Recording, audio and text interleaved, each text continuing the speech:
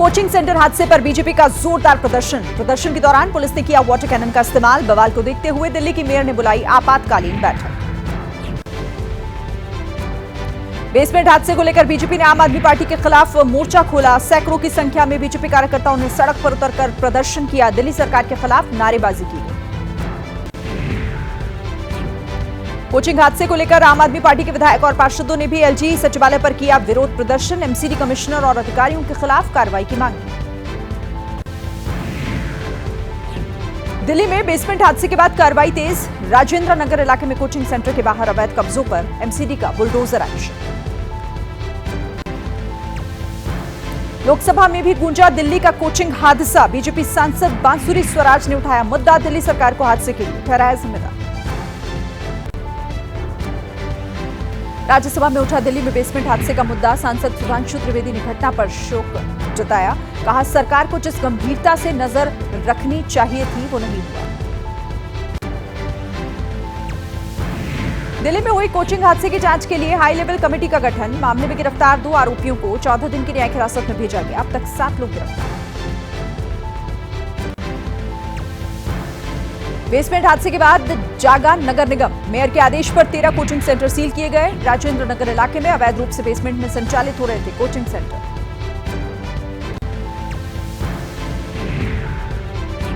Delhi basement हादसे से जुड़ा एक और वीडियो सामने आया। कोचिंग इंस्टीट्यूट के बाहर जलभराव से गुजरी थी काले रंग की गाड़ी। पानी के प्रेशर से टूटा था कोचिंग का गेट, जिसके बाद बेसमेंट में तेजी से भरा पानी। लोकसभा में बजट पर चर्चा के दौरान राहुल गांधी ने केंद्र सरकार पर साधा निशाना। कहा, देश में हर तरफ डर का माहौल। 21वीं सदी में लोटस के आकार का तैयार हुआ है चक्रव्यूह, जिसे 6 लोग करते हैं कंट्रोल। लोकसभा में असदुद्दीन ओवैसी ने कहा, मोदी हुकूमत ने मुसलमानों को अछूत बनाया। देश में मुसलमान सबसे गरीब। यूपी विधानसभा की मानसून सत्र का आगाज। विपक्षी विधायकों का वेल में आकर हंगामा। सीएम योगी बोले, सरकार हर मुद्दे पर चर्चा को है तैयार।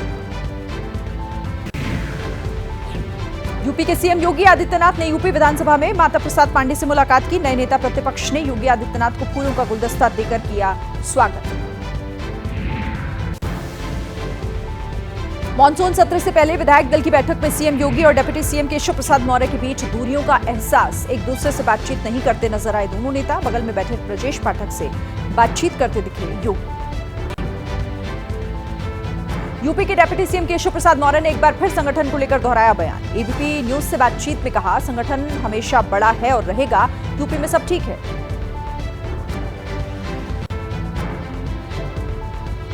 यूपी बीजेपी में छिड़े घमासान पर प्रदेश अध्यक्ष भूपेंद्र चौधरी ने चुप्पी तोड़ी। बोले, संगठन के एजेंडे पर ही चुनी जाती है सरकार। कार्यकर्ताओं के असंतोष पर कहा, यह हमारे परिवार का मामला। रणनीतिकार प्रशांत किशोर का जन स्वराज अभियान 2 अक्टूबर को बनेगा राजनीतिक दल। प्रशांत बोले, बिहार में अगले साल होने वाले विधानसभा चुनाव में उनकी पार्टी हिस्सा लेगी। दिल्ली के पूर्व उप मुख्यमंत्री मनीष सिसोदिया की जमानत याचिका पर आज सुप्रीम कोर्ट में सुनवाई टली। कोर्ट ने कहा, सीबीआई का जवाब दाखिल हो चुका है, ईडी का जवाब बाकी, जिसके लिए 1 अगस्त तक कोर्ट ने समय दिया।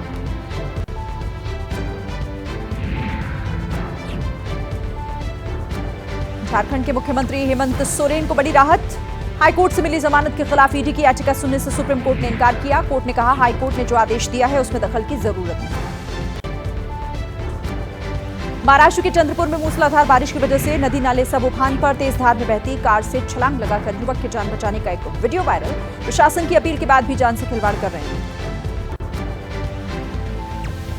हिमाचल प्रदेश के किन्नौर में भारी तबाही। रिस्पा नाले में पानी के साथ तेज बहाव में बहते दिखे पत्थर। रिस्पा गांव की सड़क पूरी तरह से ध्वस्त हो गई। इलाके से संपर्क टूट गया। गंगोत्री धाम में गंगा नदी ने लिया रौद्र रूप। बारिश कम होने के बावजूद भी बढ़ रहा है जलस्तर। शिवानंद कुटीर आश्रम का 90% हिस्सा गंगा में समाया। मध्य प्रदेश के सीहोर में कोलार डैम का जलस्तर बढ़ा। पानी का लेवल मेंटेन करने के लिए डैम के 2 गेट खोले गए। प्रशासन ने लोगों से कोलार डैम के नजदीक न जाने की अपील की।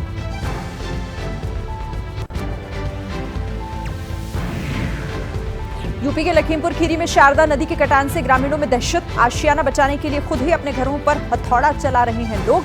ईंट सरिया निकालकर ऊंचे स्थानों पर ली शरण। महाराष्ट्र के यवतमाल में बारिश से हाहाकार, पानी के आगे बेजुबान भी लाचार दिखे। तेज धार में मवेशियों के बहने की तस्वीरें सामने आई। बलिदानियों के सम्मान में निकला 301 फीट लंबा तिरंगा कांवड़। यूपी के मुजफ्फरनगर में देखने के लिए उमड़ी लोगों की भीड़। श्रद्धालुओं ने तिरंगा कांवड़ पर श्रीराम मंदिर की तस्वीर भी लगाई। सावन के दूसरे सोमवार पर झारखंड के देवघर में बाबा बैद्यनाथ मंदिर में दर्शनों के लिए श्रद्धालुओं का लगा तांता। बाबा का अभिषेक करने के लिए भक्तों की लंबी कतार। सावन के दूसरे सोमवार को लेकर यूपी के सीतापुर में पुलिस अलर्ट पर। मंदिरों के बाहर सुरक्षा के कड़े इंतजाम। जलाभिषेक के लिए भीड़ को देखते ही पुलिस चौकन्नी हुई। हरिद्वार में कांवड़ यात्रा मार्ग पर 4 ड्रोन और 300 से ज्यादा सीसीटीवी कैमरे लगाए गए। 24 घंटे हो रही है निगरानी। क्राउड कंट्रोल के लिए फोर्स तैनात। राजस्थान के सिरोही के माउंट आबू में शिव के जलाभिषेक के लिए भक्तों की भीड़। माउंट आबू में इकलौता स्थान है जहां शिव के अंगूठे की होती है आराधना।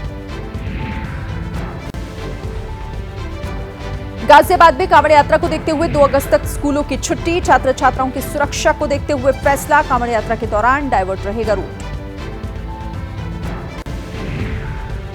पंजाब पुलिस ने जालंधर में सक्रिय ड्रग नेटवर्क से जुड़े 9 लोगों को गिरफ्तार किया। आरोपियों से 1,11,000 से ज्यादा नशीली गोलियों के साथ हथियार भी बरामद हुए। महादेव ऐप सट्टेबाजी केस में गुजरात पुलिस की बड़ी कामयाबी। दुबई से लौटा भरत चौधरी गुजरात से गिरफ्तार किया गया। 5200 करोड़ का हिसाब किताब मिला। बड़े खुलासे होने की संभावना।